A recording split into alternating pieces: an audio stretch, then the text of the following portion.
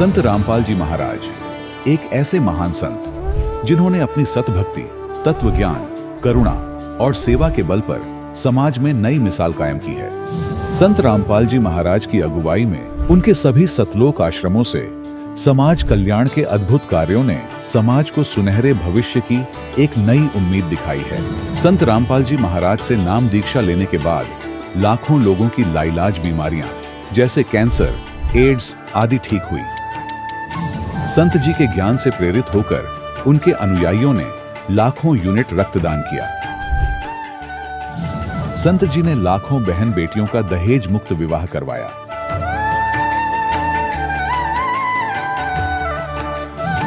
संत जी ने लाखों लोगों का नशा छुड़वाया, करोड़ों उजड़े परिवार बसे। संत जी के आश्रमों में समागम के दौरान निःशुल्क नेत्र चिकित्सा, दंत चिकित्सा प्रदान की जाती है। संत रामपाल जी महाराज द्वारा समय समय पर पर्यावरण संरक्षण के उद्देश्य से बड़े स्तर पर वृक्षारोपण किया जाता है। संत जी ने जरूरतमंदों को तत्काल राहत पहुंचाने के लिए एम्बुलेंस सेवा शुरू की। संत जी अपने अनुयायियों को देहदान के लिए प्रेरित करते हैं, जिससे मानवता की सेवा और चिकित्सा क्षेत्र में सुधार हो सके। संत रामपाल जी महाराज के सभी आश्रमों में हर रोज निःशुल्क भंडारा आयोजित किया जाता है, जहां हर वर्ग, हर जाति और हर धर्म के लोग एक साथ बैठकर भोजन करते हैं।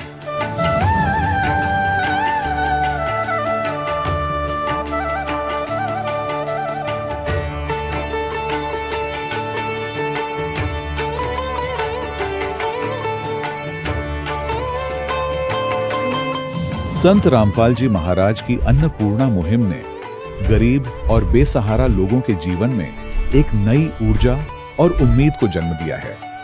घर घर खाद्य सामग्री और जरूरी मदद पहुंचाकर संत रामपाल जी महाराज ने लोगों को दुख और मजबूरी से लड़ने की ताकत प्रदान की है।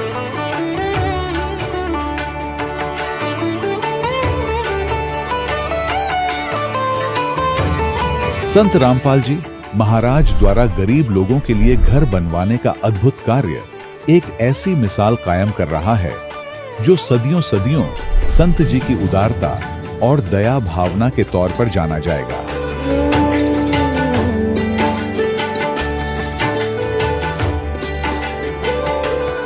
संत रामपाल जी महाराज के आश्रम में हजारों बुजुर्गों को सम्मान और प्यार के साथ जीवन जीने का अवसर मिलता है। उनके खाने, रहने और स्वास्थ्य की पूरी जिम्मेदारी संत रामपाल जी महाराज उठाते हैं। अनाथ बच्चों के लिए संत रामपाल जी महाराज के सभी आश्रम किसी वरदान से कम नहीं। यहाँ उन्हें शिक्षा, संस्कार और भविष्य के लिए बेहतर अवसर प्रदान किए जाते हैं। चाहे बाढ़ हो, भूकंप या महामारी, संत रामपाल जी महाराज और उनके अनुयायी हमेशा ही जरूरतमंदों के लिए सबसे आगे खड़े रहते हैं। कोविड महामारी के दौरान संत रामपाल जी महाराज के आश्रमों से करोड़ों लोगों के लिए भोजन, दवाइयां और जीवन रक्षक सामग्रियां उपलब्ध कराई गई। चाहे गरीब की मदद हो या किसी शोषित और पीड़ित वर्ग के हक और सम्मान की लड़ाई, संत रामपाल जी महाराज ने हमेशा ही उनकी दबी आवाज को सरकारों तक पहुंचाया है और उन्हें उचित न्याय दिलवाने में अहम भूमिका अदा की है। समाज में आध्यात्मिक और सामाजिक मूल्यों के प्रति जागरूकता लाने में संत रामपाल जी महाराज हर कदम पर मानवता के सच्चे सेवक साबित हुए हैं। संत रामपाल जी महाराज का जीवन हमें सिखाता है कि सच्ची सेवा वही है जो निस्वार्थ भाव से की जाए। आइए हम भी इस महान सेवा के कार्य में इस महान संत से जुड़ें और संत रामपाल जी महाराज से नाम दीक्षा लेकर अपने जीवन को धन्य बनाएं।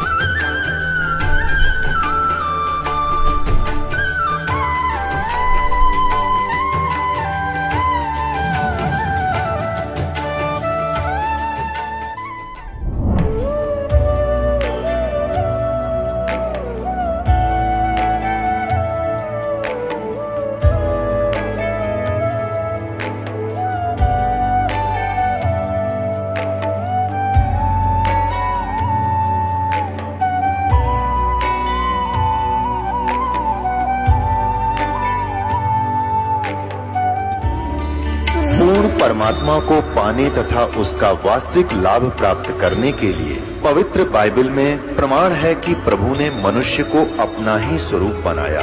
6 दिन में सृष्टि रचकर 7वें दिन विश्राम किया।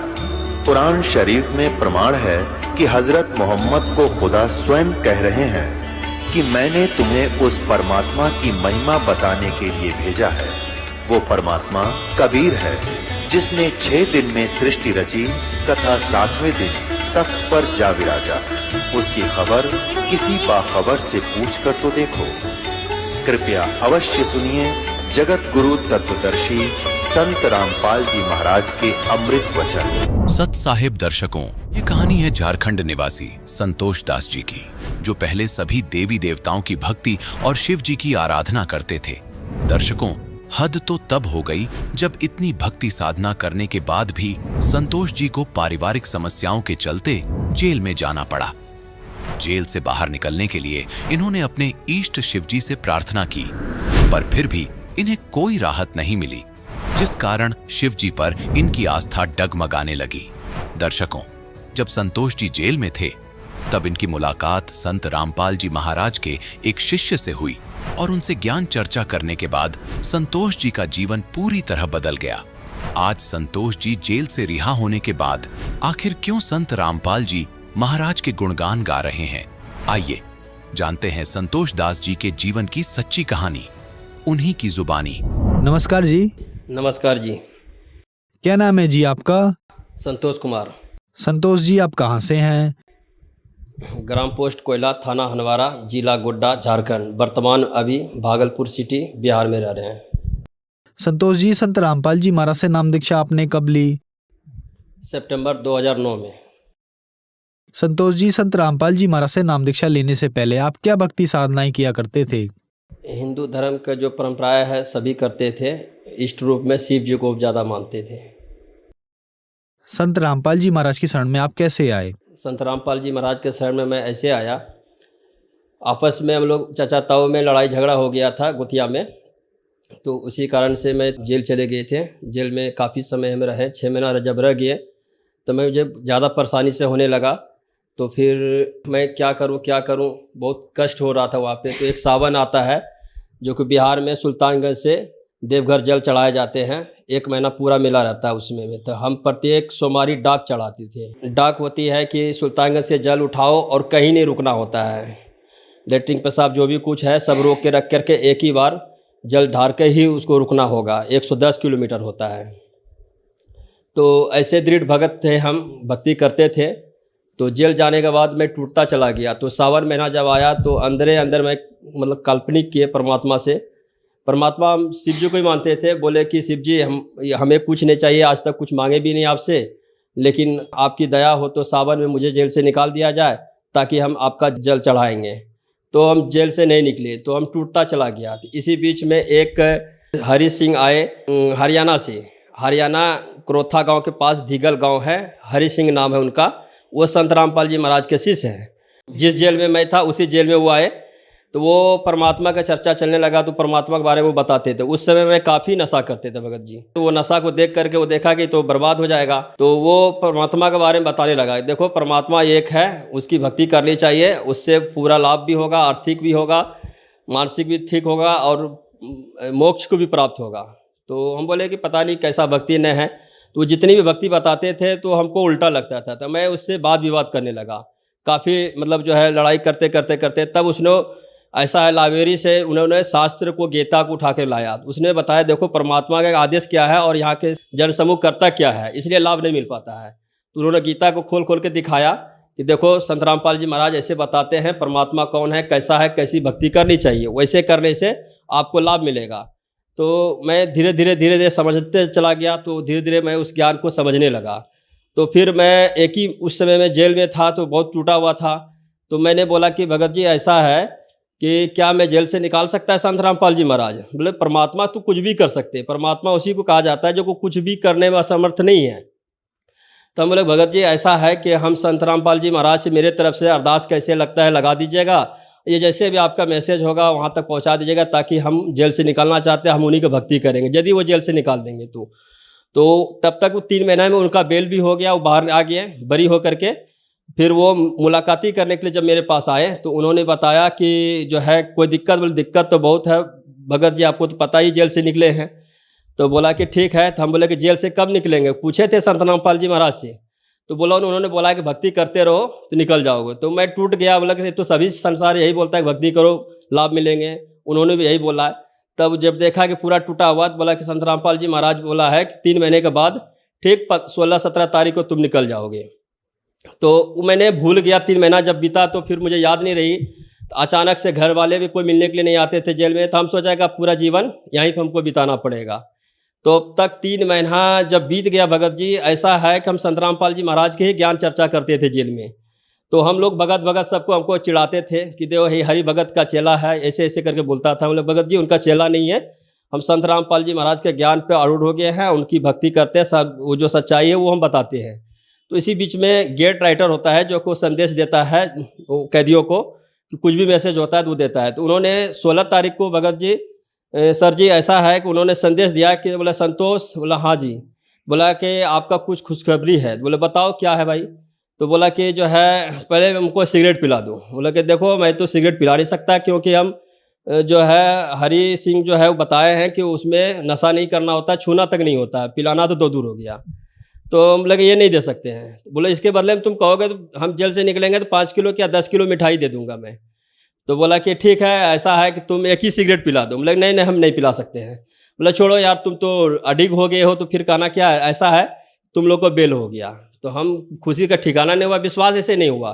तो मैंने सोचा कि बेल हो गया। फिर जो है दूसरे दिन जो है बेल बॉन्ड भरा जाता है। तो बेल बॉन्ड वगैरह भर करके जब 17 तारीख को मैंने जब बाहर आया तो हमको एक याद आया कि जब उन्होंने डेट दिया था भगत जी ने, तब वो याद आया कि संत रामपाल जी महाराज ने हमको डेट दिया था कि आज से 3 महीना ठीक 16-17 तारीख को निकल जाओगे। 16 तारीख को खुशखबरी हुई और 17 तारीख में बाहर आया। तो मैं उसी समय से मतलब जो है पूरा विश्वास हो गया। तो संत रामपाल जी महाराज के ही डेट के दिए हुए सर जी हम बाहर निकले और उन्हीं का दया हुआ। तब मैंने जा कर के संत रामपाल जी महाराज से नवंबर 2009 में नाम दीक्षा लिया मैंने। संतोष जी, संत रामपाल जी महाराज से नाम दीक्षा लेने के बाद आपको क्या लाभ मिले? भगत जी, हम आर्थिक स्थिति से बहुत गिरे हुए थे, यानी कि 50-100 रुपया कमाते थे। आज संत रामपाल जी महाराज की दया ऐसी है कि आज मैं सैलून का काम करता हूं। मैं किसी कारीगरी करते थे, 50 रुपया 100 रुपया कमाते थे। आज के डेट में मुझे 3-4 दुकान परमात्मा ने प्रदान किया हुआ है, उनकी सेवा में हम हैं और हम आज बहुत खुशी हैं, कहीं कोई दिक्कत नहीं है। सब परिवार हमारा जो है नाम दीक्षित है। हम पहले बहुत ही नशा करते थे, काफ़ी नशा करते थे कि हम 24 घंटा में नशा में ही रहते थे। मानसिक तनाव के कारण से लग रहा है कि अब संसार, हमने 3 बार आत्महत्या करने की भी कोशिश किया, क्या ये दुख है। तब संत रामपाल जी महाराज की दया आज ऐसी हुई है कि आज हम बहुत ही सुखी हैं, कहीं कोई दिक्कत नहीं है। भगत जी उन्हीं के दया हुआ है जो कि हम नशा भी छोड़ दिए और कुछ भी नहीं करते, और अपने बच्चों को भी सबको समझाते हैं, आसपास समाज को भी समझाते हैं कि नशा बुरी चीज़ है। और जिनके घर में आज नशा है, आज तो आसपास में हम देखते हैं कि बहुत बुरा हाल है उनके।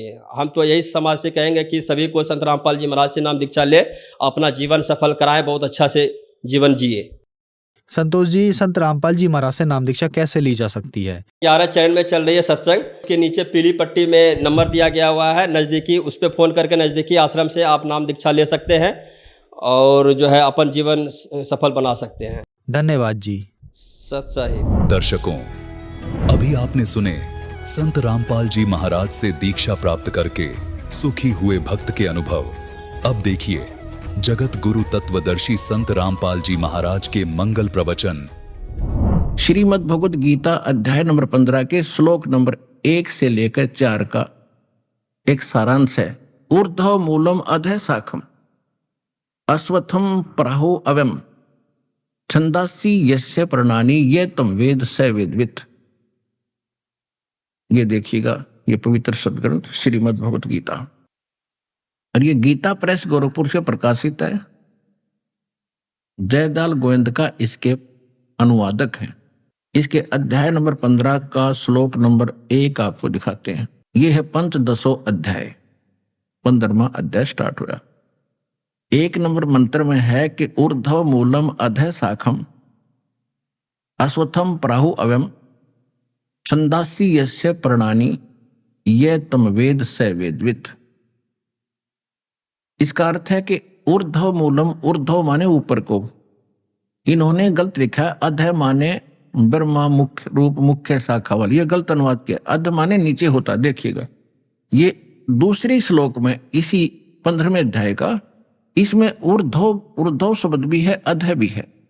अध 2 बार लिखा अध, और यहां इन्होंने अनुवाद किया है अध माने नीचे, अध माने नीचे, अध माने नीचे, और ऊर्ध्व माने ऊपर, अध माने नीचे, अध माने नीचे, बिल्कुल।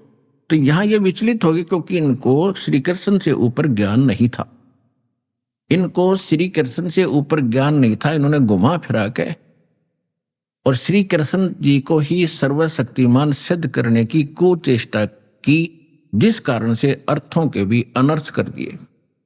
अनुत्तम का अर्थ 4ठी कक्षा के बालक ने पूछ ले वो भी बता देगा, अश्रेष्ठ, घटिया। बैड का अर्थ किसी से पूछ ले, आज बच्चा बच्चा समझता बैड माने बुरा, घटिया। और कोई बैड का अर्थ श्रेष्ठ लिखे हो, आप उसको कितने नंबर दोगे? 0। और ये हमारे धर्मगुरु 100 के 100 नंबर पा रहे थे ऐसे अनर्थ करके। तो इसका कारण ये था कि हम तो बालक थे ही, ये भी उसी कैटेगरी के थे जिसे हम थे, इनको ज्ञान ही नहीं था। तो परमात्मा कहते सच्चा सतगुरु कोई ना पूजे झूठा जगपतियासी, और अंधे की बां अंधा पकड़े ले जा रहा है। तो कैसे मार्ग बतासी, वो कैसे राह बताओगा हमारे को? तो अब दास के भी मोतियाबिंद था, पहले हम भी रामकृष्ण के पुजारी थे। अब इस तत्व ज्ञान से परमात्मा ने हमारा वो मोतियाबिंद का ऑपरेशन कर दिया, मुझ दास का, और वो ऑपरेशन करने की विधि भी दास को बता दी, बाप का कर दिया, और पूरे विश्व का कर देंगे तब आपका समझ में आएगा हु इज गॉड और क्या है सच्चाई हमारे ग्रंथों की। तो इसमें ऊर्ध्व मूलम, ऊपर को जड़, मूलम मान जड़, ऊर्ध्व मूलम अधः शाखम। ये देखिए, अब देखिएगा चित्र संसार रूपी वृक्ष का एक, जैसा कि गीता अनुसार ये पूरा एक संसार रूपी वृक्ष है। ऊर्ध्व मूलम अधः शाखम, बस गीता ज्ञानदाता ने केवल संकेत दिया है, ऊपर को जड़ और नीचे को शाखा वाला। ये संसार रूपी पीपल का वृक्ष कहा जाता है। और जो संत इसके सभी छंद विभाग बता देगा, जड़ कौन परमात्मा है, तना कौन भगवान है, डार कौन है, शाखा कौन, पत्ते क्या है, स वेदविद, वह तत्वदर्शी संत है। परमात्मा ने 600 वर्ष पहले बताया था, अक्षर पुरुष एक पेड़ है, ये तना अक्षर पुरुष, और सरपुरुष वाकी डार, ज्योति निरंजन भी कहते हैं इसको, और तीनों देवा शाखा है भाई, पाते रूप संसार। हम तो यहां बैठे, तो यहां से मूल कौन है, ये मूल बताने के लिए दास को भेजा है। ये है परम अक्षर ब्रह्म, और ये है कबीर परमात्मा। कौन कबीर? हम सुल्तानी नानक तारे, दादू को उपदेश दिया, जात जुलाहा भेद न पाया, वो काशी महे कबीर हुआ। अनंत कोट ब्रह्मांड का एक रति नहीं भारे, सतगुरु पुरुष कबीर हैं ये कुल के सिरजनहारे। फिर और किस किस महापुरुष ने जिनको भगवान मिले उन्होंने क्या बताया? जिन मोह को निज नाम दिया, सोए सतगुरु हमारे, दादू दूसरा कोई नहीं ये कबीर सिरजनहारे। आदरणीय नानक साहिब जी ने क्या कहा है? तेरा एक नाम तारे संसार में, ए हो आस ए हो आधार। खाई सूरत मुलुक की वेश, ए ठगवाड़ा ठगी देश, खरा सियाणा बहुता भारी धान का रूप रहा करता। श्री गुरु ग्रंथ साहिब के अंदर 24 नंबर पृष्ठ पे ये महला पहला की वाणी लिखी है। महला पहला की जितनी वाणी है वो आदरणीय नानक साहिब जी की है। उसके बाद जितने भी महला के नंबर हैं वो उनके गद्दी वाले अन्य गुरुओं के। जो नानक साहिब जी की जो वाणी है वह बिल्कुल सत्य और श्रेष्ठ है, क्योंकि ये इनको भगवान मिले थे बेई नदी। और सचखंड लेकर गए थे, फिर उनको वापस छोड़ा था कबीर भगवान ने। इन्होंने फिर क्या कहा है, 721 पृष्ठ पर अंकित है श्री गुरु ग्रंथ साहिब के, उसमें कहा कि एक अर्ज गुप्तम, यानी उस कबीर परमात्मा को अर्जी लगा रहे हैं नानक साहब जी, एक अर्ज गुप्तम पेश तोदर कून करतार। कून करतार यानी वचन से सृष्टि रचने वाले, शब्द से सृष्टि करतार माने सबका रचनहार। हक्का कबीर, हे सत कबीर, करीम तू, करीम माने दयालु, बेऐब परवरदिगार, निर्विकार परमात्मा। 731 पृष्ठ पे कहा है कि अंधुला नीच जात परदेसी मेरा, खिन आवे तिल जावे, और जाकी संगत नानक रहंदा, और क्यों कर मोड़ा पावे। कि एक सेकंड में देखता हूं ये ऊपर दिखता है, दूसरे क्षण देखता हूं पृथ्वी पर एज इट इज दुल्हा बना बैठा है।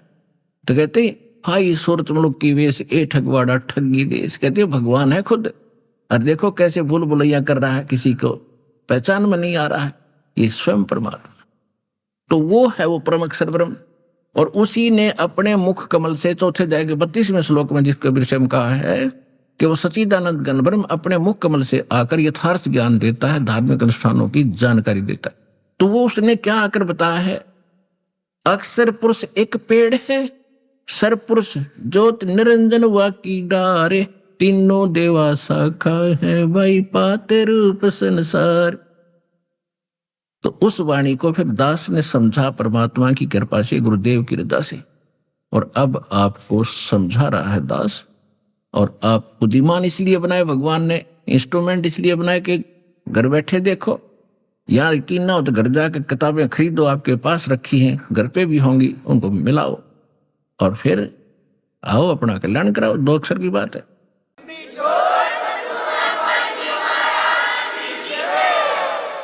अब प्रसंग चल रहा है कि गीता अध्याय नंबर 15 के श्लोक नंबर 1 का जो सारांश जानता है कि मूल संसार रूपी वृक्ष की जड़ कौन है, गीता अध्याय नंबर 15 के श्लोक नंबर 16 में और 17 में कहा कि सरपुरुष और अक्षर पुरुष, ये 2 बताए भगवान, ये दोनों नासवान, इनके अंतर्गत जितने प्राणी ये भी नासवान। और 15वें अध्याय के 17वें श्लोक में कहा कि उत्तम पुरुष तो अन्य परमात्मा इति उदाहरत, यह लोक तरम आविश्य विवर्ती है, जो तीनों लोकों में प्रवेश करके सबका धारण पोषण करता है। तो संसार रूपी वृक्ष की जड़ों से ही तो सब वृक्ष का पोषण होता है, और वही वास्तव में अविनाशी है, भगवान है, और वही परमात्मा कहा जाता है। परमात्मा वो होता है जो केवल सुख दे, दुख ना दे। और जिस लोक में हम रह रहे, हम इसको परमात्मा मान रहे थे, इस लोक में कोई सुख नाम की चीज है, तो वो सतलोक वहां है मालिक का स्थान। और ये तो एक्स्ट्रा है, व्यर्थ के लोक हैं, ये तो सारे नष्ट हो जाए तो भी कोई दिक्कत नहीं। अगर हम सारे वहां चले जाएं, जितने प्राणी आए हैं वहीं से तो आए हैं, चींटी से लेकर हाथी तक, और हम सभी यहाँ से चले गए, अपने लोक में सही स्थान पर चले गए, जहाँ जन्म मृत्यु है ही नहीं, कोई दुख नहीं, और आपका नए सिरे से परिवार बनेगा जैसे यहाँ बन गया। या तो आप कुछ समय के लिए एक दूसरे के साथ हो, वहां सदा के लिए रहोगे, वहां कोई विकार नहीं, कोई दोष नहीं, और प्यार से रहा करोगे, और कोई वहां मार काट नहीं, किसी प्रकार का अभाव नहीं। वहां ऐसे मनोरंजन के साधन है, यहाँ तो एक भी वर्णन नहीं किया जा सकता। और हमारी आदत खराब है, यहाँ मनोरंजन करने के लिए हमने फिल्म बना ली, कोई गाना बना लिया, उसको सुनने लगे, और कोई ऐसी चोट लग जाए हृदय में, कोई घर में कोई हानि हो जाए, वो गाना कुछ सपने में भी कड़वा लगे, तो वहां हम सब कुछ सारे ठाठ होंगे। तो वहां चलने के लिए प्रेरित किया जाता है, वहां जाकर सब सुख होंगे, लेकिन वहां जाने से पहले शरीर को तो छोड़ना ही पड़ेगा। और इसकी आशा रखोगे अगर यहीं रहे और भी जी जावे, ये कोई बात है? जब मालिक इच्छा करे तभी ले चलो, जब आपको पूर्ण ज्ञान हो जाएगा, आप तैयार बैठ जाओगे, कह जाओ परमात्मा के चलने सतलोक में। तो ऐसा इस ज्ञान से और इस भक्ति के प्रभाव से आपके अंदर होगा। केवल ज्ञान भी नहीं टिकता, जब तक आपके अंदर भक्ति प्रवेश नहीं रहेगी, भक्ति की शक्ति नहीं बनेगी, तब तक भी आप मोक्ष नहीं प्राप्त करोगे। और उसके लिए मर्यादा में रहना अनिवार्य है। मर्यादा में नहीं रहोगे और भक्ति भी होगी, फिर यही रहेगी, फिर काल का फंसोगे। कभी ब्रह्मा बना होगा, कभी विष्णु बना होगा आपको, और कभी देवता बना देगा, कोई ब्रह्मलोक में रखेगा, सारी पूंजी नष्ट कराकर फिर पृथ्वी पर पटकेगा। तो इस धोखे से भी आपने बचना होगा, तभी वहां चलेंगे। तो जो प्रसंग चल रहा है हम उसी पर आते हैं। अब ये आपने चित्र देखा, ऊर्ध्व मूलम, ये ऊपर को जड़ और नीचे को शाखा वाला एक संसार रूपी ये वृक्ष है। और छंदासी यस्य प्रणानी, ये प्रणानी माने पत्ते, इसके सारे विभाग जो हैं, ये उस गीता ज्ञान दाता ने बस 3 बात बताई है। ऊर्ध्व मूलम, नीचे को शाखा, ऊपर को जड़ और पत्ते आदि जो उसके हैं, उन विभागों को जो जानता है वो तत्वदर्शी संत है। परमात्मा ने 600 वर्ष पहले आकर वो ज्ञान दिया था अपने सच्चिदानंद घन ब्रह्म की वाणी में। अक्षर पुरुष एक पेड़ है जो इसे बाहर दिखाई देता है, और सरपुरुष वाकी डार, ये इतना। अक्षर पुरुष एक पेड़ है, सरपुरुष यानी ज्योत निरंजन वाकी डार, तीनों देवा शाखा है, ये पात रूप संसार। अब जो प्रसंग चल रहा है कि गीता अध्याय नंबर 3 के श्लोक 10 से लेकर 15 तक क्या निर्णायक ज्ञान है, देखिएगा। श्रीमद् भगवत गीता अध्याय नंबर 3 और ये 10 श्लोक में, इसमें क्या कहा है कि प्रजापति ब्रह्मा ने, यहां केवल प्रजापति लिखा है, ब्रह्मा इनने खुद लिख लिया। ये वैसे इसका अर्थ है कि परमात्मा ने सबसे पहले वेद ज्ञान दिया था ब्रह्म को, इसके अंतःकरण में फैक्स कर दिया था सतलोक तय। इसने जब डाउनलोड करके देखा, श्वासों के द्वारा बाहर आया इसके, तो इसमें जो उस परम पिता की जानकारी थी और उसमें जो भेद था वो इसने जल्दी जल्दी में नष्ट कर दिया और परमात्मा के डर से कुछ ज्ञान रख लिया। उससे बचे हुए कि वो 4 वेद बना दिए वेद व्यास जी ने। अब उस ज्ञान की जो इसने नष्ट कर दिया, उसकी पूर्ति के लिए परमात्मा को आना पड़ता, आपको समझाने के लिए। तो यहां वैसे परमात्मा ने बताया था सारा ज्ञान, इन्होंने ब्रह्मा के नाम कर दिया, कोई बात नहीं, हमने ज्ञान समझना। देखिएगा, प्रजापति ने कल्प के आदि में यज्ञ सहित प्रजाओं को रचकर कहा, तुम लोग इस यज्ञ के द्वारा यानी इस धार्मिक अनुष्ठानों के द्वारा वृद्धि को प्राप्त हो, और यह यज्ञ तुम लोगों को इच्छित भोग प्रदान करने वाला हो। 11वें में क्या बताया है, इस यज्ञ के द्वारा देवताओं को उन्नत करो। कौन से देवताओं को? अक्षर पुरुष एक पेड़ है, सरपुरुष वाकी डार, और तीनों देवता शाखा है, भाई पाते रूप संसार। इन देवताओं को उन्नत करो, यानी इन शास्त्र अनुकूल साधना करो, पढ़ो। यज्ञ के द्वारा देवताओं को उन्नत करो और ये देवता तुम लोगों को उन्नत करें। इस प्रकार निस्वार्थ भाव से एक दूसरे को उन्नत करते हुए तुम लोग परम कल्याण को प्राप्त हो जाओगे। 12वें में क्या कहा है, यज्ञों के द्वारा बढ़े हुए देवता तुम लोगों को बिना मांगे ही इच्छित भोग निश्चय ही देते रहेंगे। उन देवताओं के द्वारा दिए भोगों को जो पुरुष इनको दिए बिना और स्वयं ही भोगता है वह तो चोर ही है। 13 में क्या कहा है, गीता अध्याय नंबर 3 का श्लोक नंबर हम 13 पढ़ रहे हैं। इसमें क्या कहा, यज्ञ से बचे हुए अन्न को खाने वाले श्रेष्ठ पुरुष सब पापों से मुक्त हो जाते हैं, और जो पापी लोग अपने शरीर पोषण करने के लिए ही अन्न पकाते हैं वे तो पाप ही खाते हैं। यानी जो दान धर्म नहीं करते वो तो दुष्ट लोग हैं, वो तो पेट भरने के लिए ही अपना सब धंधा कर रहे हैं, उनको आगे कुछ नहीं मिलेगा। अब 13 तक का ये निर्णय हो गया। हाँ, फिर 14 और 15 में क्या निर्णय दिया है, ये विशेष देखने की बात है। देखिएगा, गीता अध्याय नंबर 3 का और श्लोक नंबर 14-15 इकट्ठा ही है। यह इन्होंने कहा कि सर्व प्राणी अन्न से उत्पन्न होते हैं।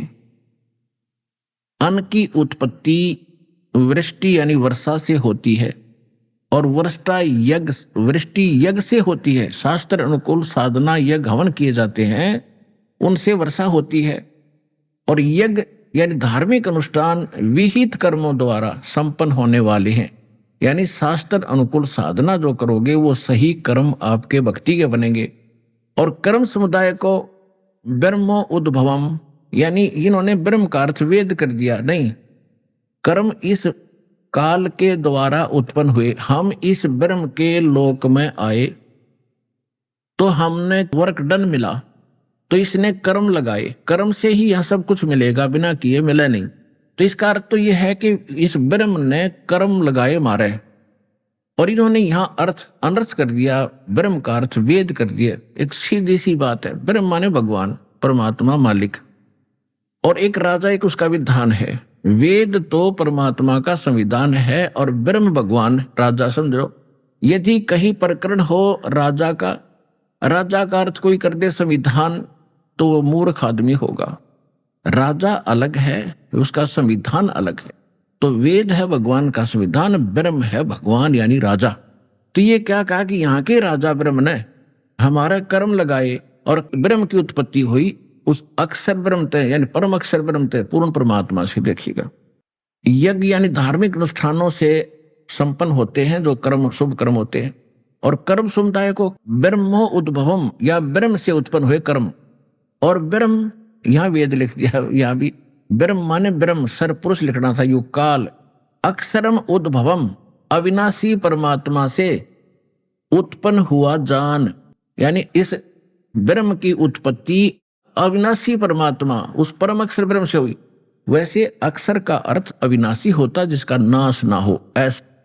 और सर माने नाशवान। लेकिन जहां गीता अध्याय नंबर 15 के श्लोक नंबर 16 में सर पुरुष और अक्षर पुरुष कहे हैं, वहां ये दोनों नाशवान बताए हैं। अक्षर पुरुष भी नाशवान है, क्योंकि अक्षर का अर्थ होता है जो कभी नाश में ना हो। लेकिन उसको डिफाइन करने के लिए स्पष्ट किया है 15वें अध्याय के 17वें श्लोक में कि इनसे अलग है जो वास्तव में अविनाशी है।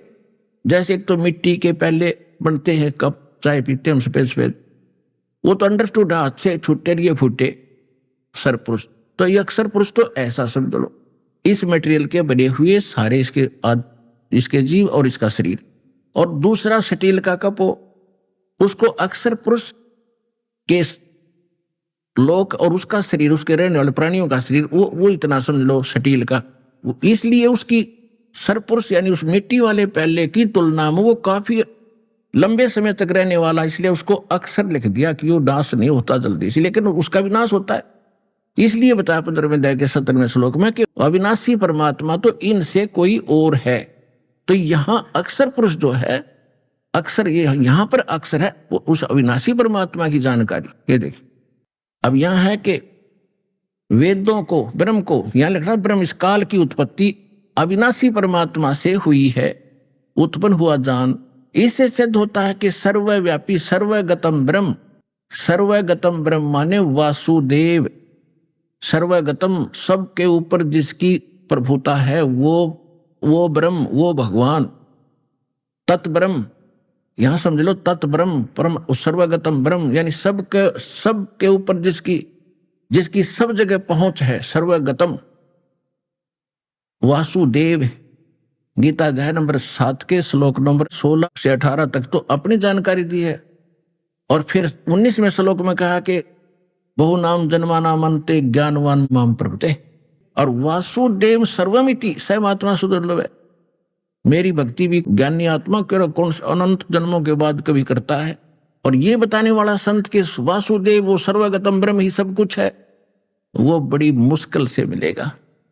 उस 7वें अध्याय के 19वें श्लोक में ये अर्थ है। तो उसी की जानकारी यहां दी जा रही है, वो सर्वगतम ब्रह्म। यहां देखिएगा, यहां से हम पढ़ रहे हैं कि यह ब्रह्म से उत्पन्न हो, या ब्रह्म लिखना चाहिए। और ब्रह्म की उत्पत्ति अविनाशी परमात्मा से उत्पन्न हुआ जान ब्रह्म को, और तस्मात इससे सिद्ध हुआ कि सर्वगतम ब्रह्म यानी सर्वव्यापी परम अक्षर परमात्मा ही सदा ही यज्ञों में प्रतिष्ठित है, वो इष्ट रूप में पूज्य होना चाहिए। और तब तुम्हारे शास्त्र अनुकूल 7 कर्म बनेंगे भक्ति के। तो अब परम अक्षर ब्रह्म की पूजा हम इष्ट रूप में करते हैं। अब कई ये कबीरपंथी भ्रमित लोग कहते हैं कि रामपाल तोक सारे काल के जाप करवाता है, क्योंकि ब्रह्मा विष्णु महेश को काल के मानते हैं। और ओ मंत्र भी ब्रह्म का है, तो उनको भूल है क्योंकि ज्ञान तो उनके पास है ही नहीं। अब काल की तुम रोटी खा रहे हो, काल के कपड़े पहन रहे हो, काल का पानी पी रहे हो, फिर नहीं छोड़ दो। तो बिना ज्ञान के व्यक्ति ऐसे भ्रमित होते हैं। हमारा देखो, हमने जल प्राप्ति करनी है, जल प्राप्ति के लिए जो भी हमारा जो हथियार और औजार हमने प्रयोग करने हैं, उनकी हम पूजा नहीं करें। पूजा तो हम जल की कर रहे हैं, हमें जल मिले, हमारा जीवन रक्षा हो। उसके लिए जो भी इंस्ट्रूमेंट हम प्रयोग करेंगे, औजार, बोकी है, पाइप है, तो ये हमारी पूज्य नहीं है। ये तो वो साधन है जिससे हमें मिलेगा, वो जल इष्ट देव जिससे मिलेगा, तो वो हमने करने पड़ेंगे। तो इसी प्रकार ये साधना जो बताई है, इनकी हमने करनी पड़ेगी, ये पूजा नहीं है, इसके बिना बात बननी। और ये है शास्त्र अनुकूल साधना। अब गीता अध्याय नंबर 3 के श्लोक नंबर 10 से लेकर 15 का ये निष्कर्ष निकला है, देखिएगा। ये है, एक समझ लिए हम कोई पौधा लाएंगे, संसार रूपी कोई पीपल, कोई पेड़ यानी पौधा बीजना हमने आम का। तो उस आम के पौधे को प्लांटिंग करने का, बीजने का सही तरीका ये है,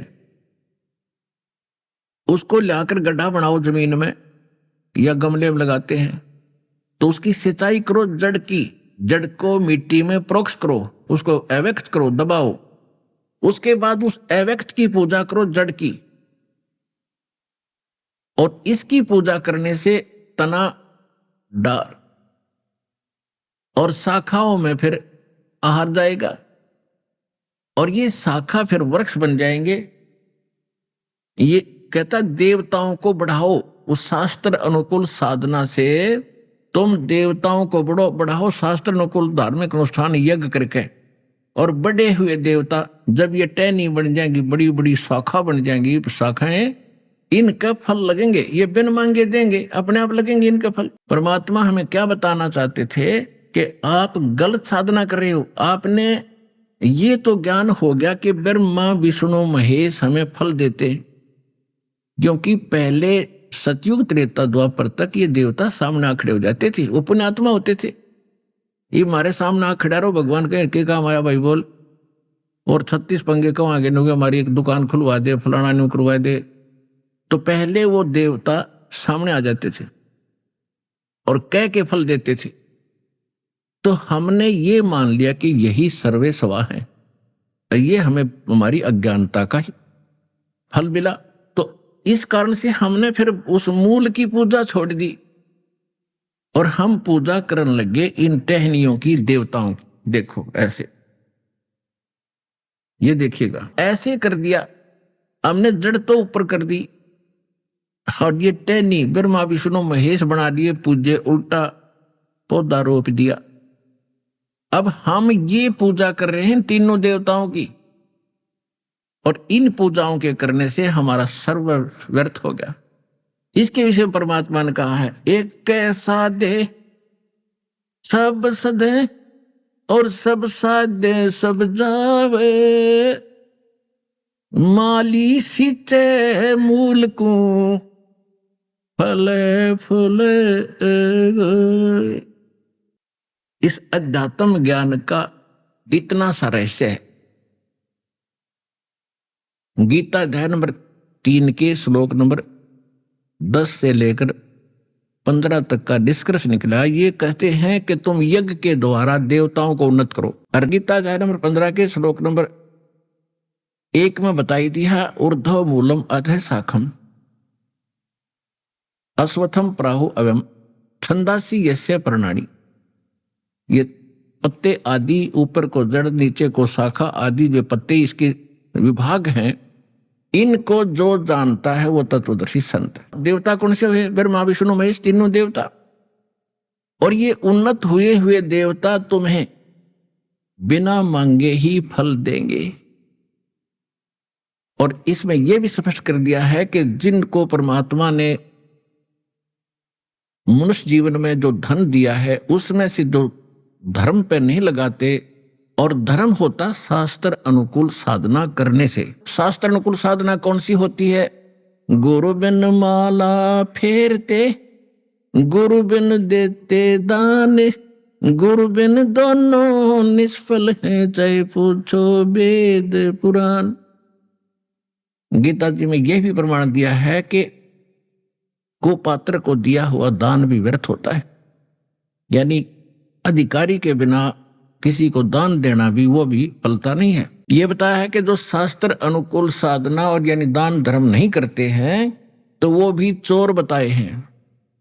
और सूक्ष्म वेद में क्या कहा है, जिन हर की चोरी करी और गए राम गुण भूल, ते बेदना बागुल किए वो रहे उर्द मुख झूले। कि जिन्होंने भगवान की चोरी की यानी मनुष्य जीवन पाकर सत भक्ति और ये धर्म दान नहीं किए, वो अगले जन्म में बागुल पक्षी बनता है। और बागुल पक्षी मुंह से ही खाता है, मुंह से ही टट्टी करता है और हमेशा उल्टा लटका रहता है, ऊपर को पैरों से नीचे उसका सिर रहता है। कहते ये दुर्गति प्रारंभ हो जाएगी। और यही गीता अध्याय नंबर 3 के श्लोक नंबर 12 श्लोक में फिर स्पष्ट कर दिया है कि जो देवता तुम्हें देते हैं वरकटन, जो आपका संस्कार है, उस संस्कार से प्राप्त में से आप पुनः दान नहीं करते हो तो वो व्यक्ति चोर बताया भगवान का। और केवल अपने ही पेट पोषण के लिए खाओ पियो मौज करो दान धर्म नहीं करते हैं तो बताया कि वो पापी तो पाप ही खा रहे हैं। फिर इसमें एक और संकेत दिया है कि यज्ञ से बचे हुए शेष अन्न को खाने वाले पुण्यात्माएं सभी पाप कर्मों से मुक्त हो जाते हैं।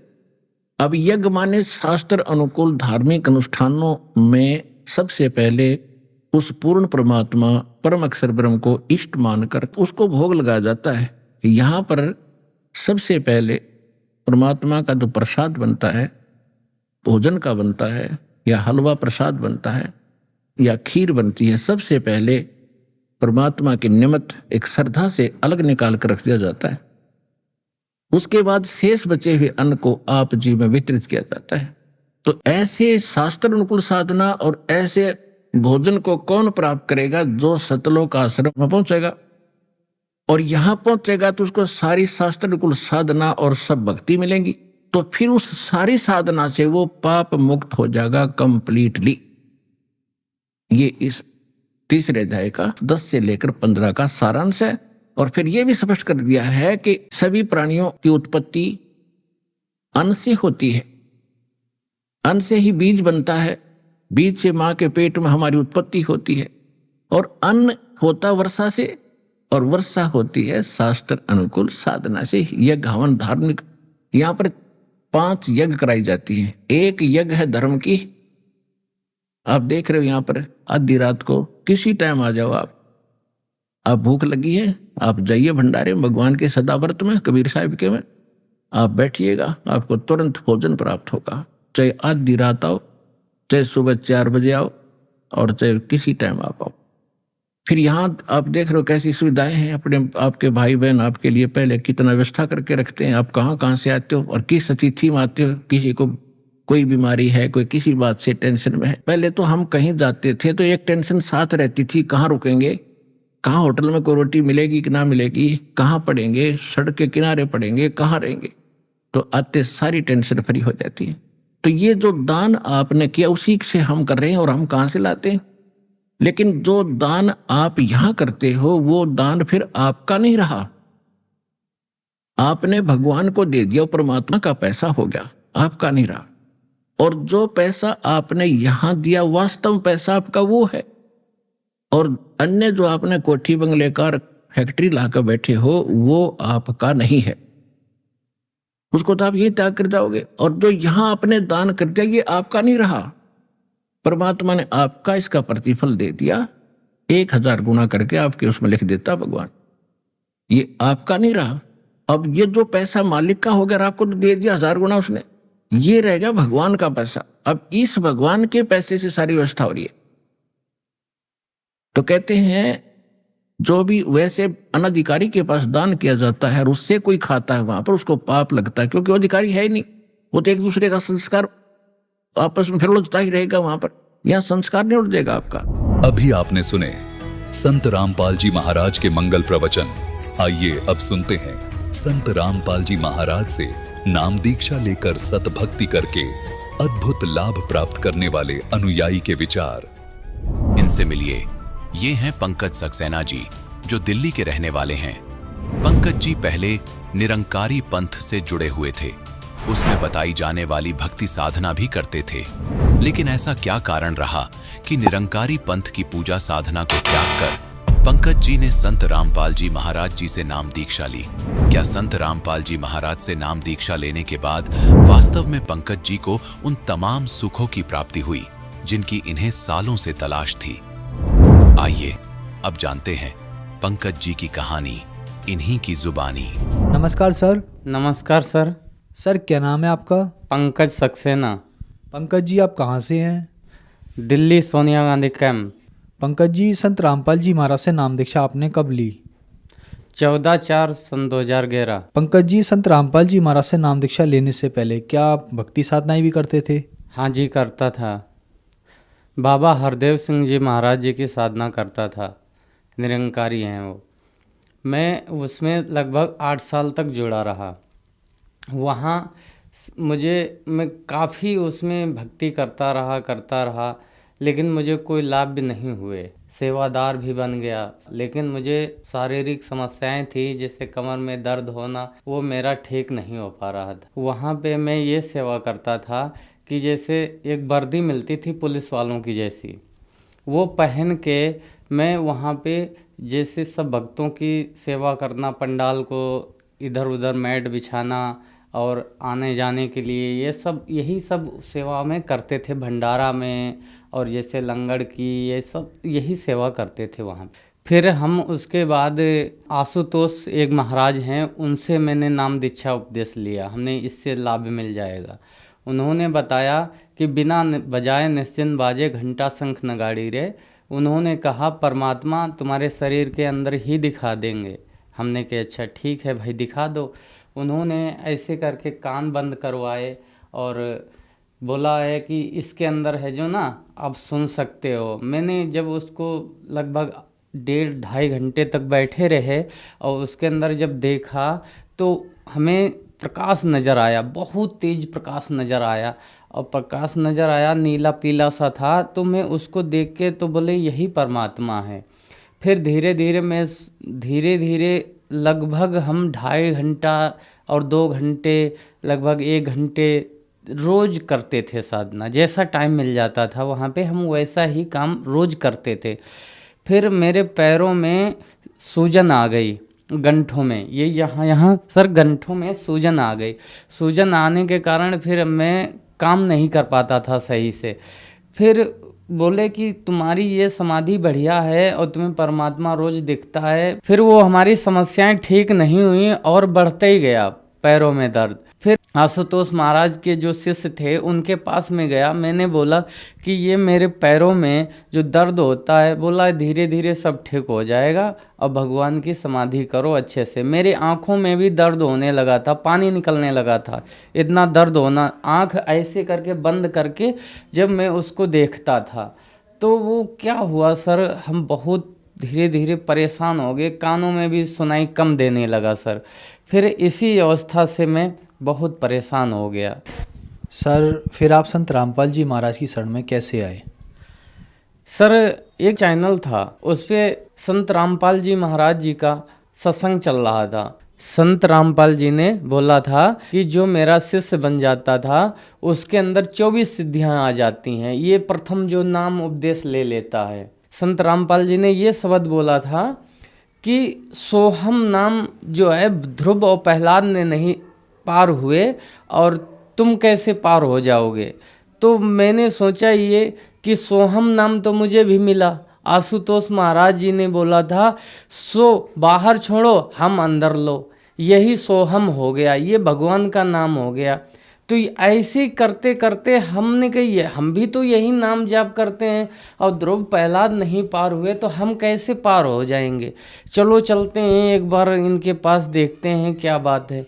फिर धीरे धीरे 1-2 बार सत्संग सुना। फिर देखा क्या चैनल पर ब्रह्मा विष्णु महेश को संत रामपाल जी बोल रहे हैं कि वो अजय अमर अविनाशी नहीं है, वो भी नासवान है, वो भी मतलब पूजा के योग्य नहीं है, पूर्ण परमात्मा नहीं है जो वो तुम्हारे संकटों का निवारण करें। तो हमने सोचा ये कैसे संत हैं, बताओ, ब्रह्मा विष्णु महेश की तो हम सब लोग पूजा करते आ रहे हैं, ये कैसे संत है, चलो इनको मिल के आते हैं। सतलोक आश्रम पहुँचे, वहाँ संत रामपाल जी महाराज जी से उपदेश लिया। तो फिर हमें ऐसा लगा कि मेरे शरीर पे हजारों टन था वजन, इतना वजन लदा हुआ था, ये लगता बहुत एकदम हल्का हो गया। जैसे गुरु जी के पास गए, गुरु जी ने आशीर्वाद दिया तो हम ऐसे हो गए जैसे एकदम फूल जैसा शरीर हो गया, एकदम हल्का हो गया। पंकज जी, संत रामपाल जी महाराज से नाम दीक्षा लेने के बाद क्या आपको लाभ भी प्राप्त हुए? हाँ जी, लाभ हमको बहुत बड़े प्राप्त हुए हैं।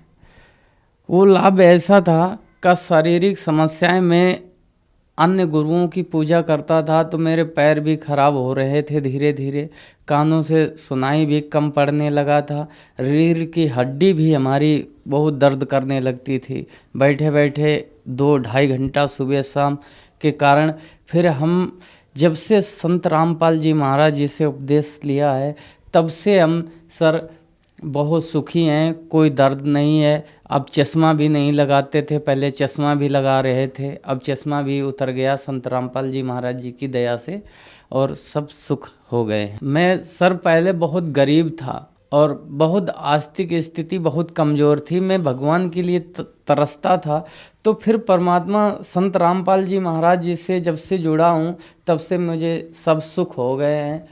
सर मेरी पत्नी के एक पेट में गांठ हो गई थी, तो वो गांठ हो गई तो हमने सफदरगंज हॉस्पिटल में दिखाया, तो एम्स में दिखाया तो उन्होंने बताया पहले कि ये इसकी जांच करनी पड़ेगी। जब जांच की तो उन्होंने बताया ये गांठ बहुत बड़ी हो चुकी है, अब इसको है ना ऑपरेशन करना पड़ेगा। तो मेरी वाइफ, मेरी घरवाली बोली कि मैं ऑपरेशन नहीं कराऊंगी, अब गुरु जी से ही प्रार्थना लगाऊंगी, संत रामपाल जी से महाराज से प्रार्थना लगाऊंगी, ठीक हो या ना ठीक हो। तो उन्होंने प्रार्थना लगाई तो उधर से आदेश आया कि मालिक दया करेंगे, तो मालिक दया करेंगे, ठीक है। उसके काफ़ी लगभग 1-1.5 महीने के बाद में तो वो गांठ है ना पता ही नहीं चला कहाँ गई, अब वो एकदम ठीक है, स्वस्थ है, बिना ऑपरेशन से संत रामपाल जी महाराज की दया से ठीक हो गया है।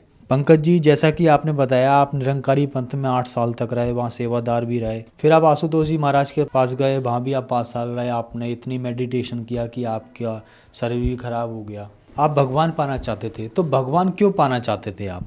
भगवान हम इसलिए पाना चाहते थे, हम बचपन में राम कृष्ण की मेरे गांव में लीला हुआ करती थी तो देखते थे, वहाँ पे कृष्ण जी के गुरुजी दुर्वासा ऋषि बनते थे, तो ये भगवान थे, कृष्ण भगवान थे, इनको गुरु बनाने की ज़रूरत है तो हमें क्यों नहीं पड़ेगी, हम तो कतई घास पूरा है, तो हमें पहले गुरु बनाने की ज़रूरत। तब से मुझे गुरु बनाने की अंदर से बहुत तगड़ी प्रेरणा जाग पड़ी। तो मुझे गांव में ही निरंकारी मिल गए गुरुजी, पहले निरंकारी को गुरुजी बनाया, फिर आशुतोष को गुरु जी बनाया, फिर हमने जब पूर्ण परमात्मा संत रामपाल जी महाराज जी को देखा जाना तब जाके हमें संतुष्टि मिली, अब हमें कोई गुरु बनाने की ज़रूरत नहीं है।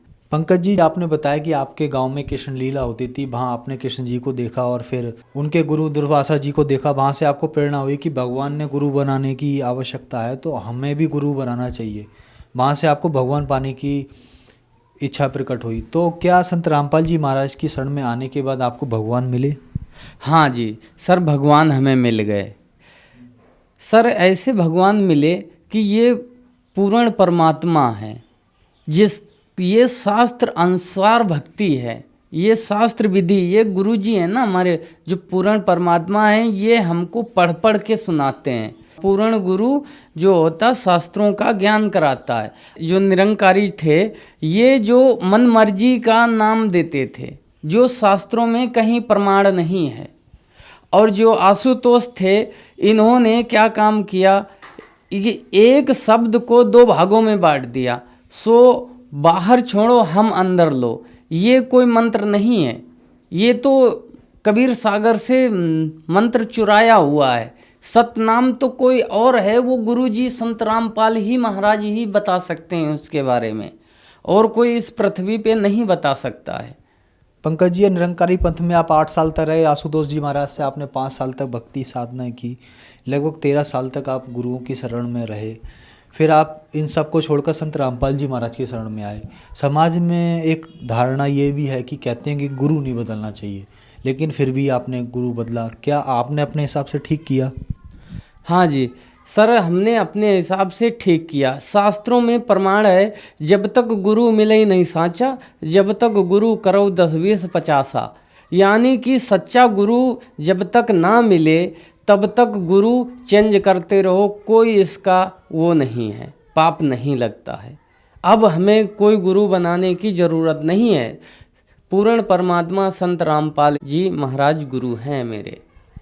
सर, जैसा कि आपने बताया कि आपको अब सच्चा गुरु मिल गया, तो क्या पहले जो आप भक्ति साधना करते थे, जैसे आशुतोष जी महाराज हैं या निरंकारी पंथ हैं, बाबा हरदेव सिंह जी हैं, क्या ये सच्चे गुरु नहीं थे? ये झूठे गुरु हैं। आप कैसे कह सकते हैं कि ये झूठे गुरु हैं? हम ऐसे कह सकते हैं, ये शास्त्र के अनुसार साधना नहीं बताते हैं, ये शास्त्र के अलग बताते हैं। जैसे एक साइकिल का पहिया हो और साइकिल का पहिया एक लेके चलोगे, गाड़ी कैसे चलेगी? साइकिल के दोनों पहिए ज्वाइंट करके तभी चलेगा। वो सतनाम के बारे में परमात्मा संत रामपाल जी ही बताते हैं, और ये तो खाली एक उसका चुरा लिया नाम और उसी को तोड़ के आधा अंदर आधा बाहर बोलते हैं, तो ये गलत है, ये भगवान के दोषी बन रहे हैं। पंकज जी, क्या आप नशा वगैरह भी करते थे? हाँ जी सर, मैं नशा करता था। मैं बीड़ी पीता था और तम्बाकू भी खाता था। कभी कभी रिश्तेदार आ जाते थे घर पे तो मैं दारू भी पी लेता था। तो ये सब मैं साधना करते हुए, सब कुछ करते हुए मेरा छूट नहीं रहा था। मैं कई बार कसम तक खा चुका, सतगुरु निरंकारी, मैं ये बोलता था कि मेरी ये तम्बाकू छूट जाए, फिर भी नहीं छूटती थी, फिर भी मैं चुरा चुरा के खा लेता था। लेकिन वो मंत्र जाप करते थे निरंकारी वाला कि उससे भी नहीं मेरा छूटता था। जैसे निरंकारी में बताते हैं, तो ही निरंकार में तेरी शरणा में नो बख्श लो, ये कहीं शास्त्रों के अंदर प्रमाण नहीं है। सर, जैसा कि आपने बताया कि आप निरंकारी पंथ में थे और नशा छोड़ना चाहते थे लेकिन नशा नहीं छोड़ पाते थे, तो क्या निरंकारी पंथ में नशा करना अलाउ था? हाँ जी, अलाउ था। उसमें मांस खाना भी अलाउ है। कहते हैं खान पान सब तन के खातिर, रूह से कोई संबंध नहीं। उसमें मांस भी खा सकते हो और नशा भी कर सकते हो। वहाँ नहीं कर सकते हो जहाँ सत्संग चलता हो, बाद में सब कुछ कर सकते हो। तो मैं ये सोचा कि ये नशा करते हैं और सब दूसरे का मांस भी खाते हैं, ये कैसे भगवान की प्राप्ति कराएंगे? तभी मैंने छोड़ दिया उसको। सर, क्या संत रामपाल जी महाराज के शरण में आने के बाद आपका ये नशा वगैरह छूट गया? हाँ जी सर, संत रामपाल जी महाराज जी से मैंने जैसे उपदेश लिया, उपदेश लेने के बाद बताया गया कि ये तुम्हें नहीं करना है, तो मैं सोचा कि भाई हम तो बहुत कोशिश किया छूटने की, लेकिन छूट नहीं पा रहा है, अब कोशिश करता हूँ। तो भगत जी बोले हाँ कोशिश करना, खाना मत। हमने ठीक है। संत रामपाल जी महाराज जी से उपदेश लिया। जैसे मेरा मन कर रहा था खाने के लिए, मैंने प्रथम मंत्र जब करना स्टार्ट कर देते थे तो वो नशा तो मुझे पास में भी नहीं आता था। आज कोई जुगर बीड़ी या तम्बाकू खा के मेरे पास मुझे बदबू आने लगती थी। पहले वो अच्छी लगती थी, अब बदबू आती है सर। अब ऐसे ऐसे मेरा नशा बिल्कुल छूट गया। धन्यवाद सर। धन्यवाद सर।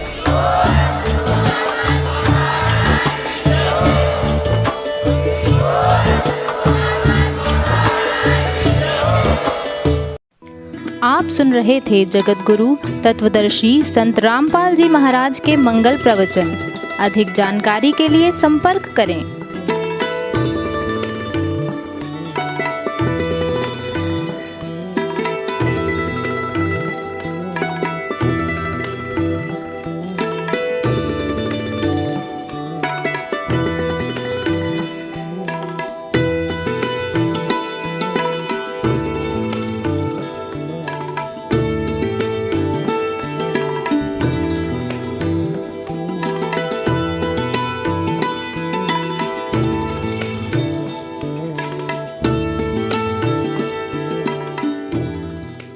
जगत गुरु तत्वदर्शी संत रामपाल जी महाराज जी के पावन सानिध्य में भक्ति की अलख जगाने तथा श्रद्धालुओं को सत्य भक्ति मार्ग का रास्ता दिखाने हेतु कनाडा के लोकप्रिय channel the TV NRI channel पर जगत गुरु तत्वदर्शी संत रामपाल जी महाराज जी के मंगल प्रवचनों का प्रसारण प्रतिदिन सुबह 7:30 बजे से 8:30 बजे तक तथा रात्रि 7:30 बजे से 8:30 बजे तक किया जा रहा है। इस सत्य भक्ति मार्ग को अपनाने के लिए अधिक से अधिक सत्संग प्रसारण देखें। इस सत्संग प्रवचन का सीधा प्रसारण संत रामपाल जी महाराज लाइव सत्संग YouTube चैनल और जगत गुरु संत रामपाल जी महाराज Facebook पेज पर भी देख सकते हैं।